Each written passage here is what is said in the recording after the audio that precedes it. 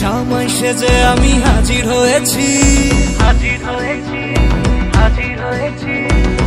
উপহার কি কি পাবো লিস্টি করেছি। জামাই সেজে আমি হাজির হয়েছি, উপহার কি কি পাবো লিস্টি করেছি। জমিয়ে খাবো আমি ইলিশ মাংস কই, খাবো আমি ছেটে পুটে মিষ্টি সাথে দই। করোনা বেশি সবার দেখাবো আমার